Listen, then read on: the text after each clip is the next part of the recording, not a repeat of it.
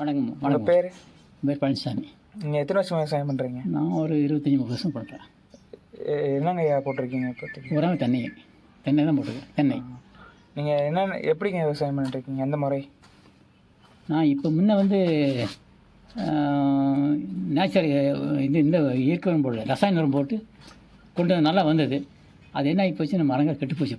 இப்போ இயற்கையாக மாட்டு சாணம், ஆட்டு புழுக்க இது போடுறோம். அது போட்டு பரவாயில்ல. இப்போ பரவாயில்லைங்களா? பரவாயில்ல, அது போட்டு வரும்.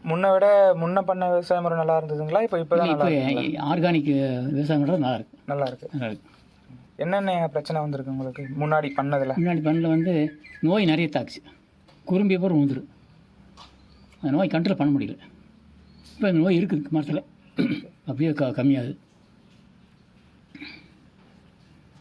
அதனால் ஆர்கானிக் பண்ண சிஸ்டம் நல்லது. அது இன்னொன்று பாருங்க, இந்த பழங்களை பிடிக்க வச்சு ஊற்றுவாங்களே, பேர் என்னப்பா, எல்லா பழம் போட்டு ஒரு வாரம் ஊற வச்சு, பேர் மறந்து போச்சு எனக்கு. அது அமிர்தக்கரை சார்.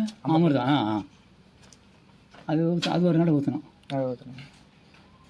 இப்போ மாற்றி ஊற்றிருக்காரு. இப்போ பரவாயில்ல. எதனால நீங்கள் இது எடுத்தீங்க? இன்னும் ஆர்கானிக் ஃபார்மிங் எப்படி, எதுக்காக நீங்கள் எடுத்தீங்க? முன்ன தான் பண்ணிட்டு இருப்பீங்க, எல்லாருமே அதான் பண்ணிட்டு இருந்தாங்க. அப்போ அது இப்போ அது கட்டுப்பாடுதில்லை.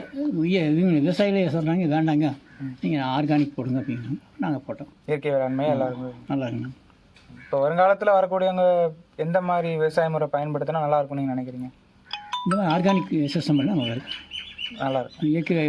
இயற்கையை செஞ்சாங்க நல்லாயிருக்கும்.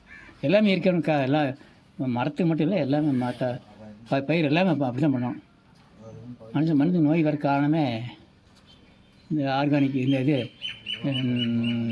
ரசாயன உரம் போட்டு. இப்போ உங்களுக்கு நல்லா விளைச்சலாம் நல்லா இருக்குது. இப்போ தான் போட்டு ரெடி பண்ணியிருக்கோம். இந்த மாதிரி தெரியாது அப்படிங்கிறது. சரிங்க, நன்றிங்க. நன்றி.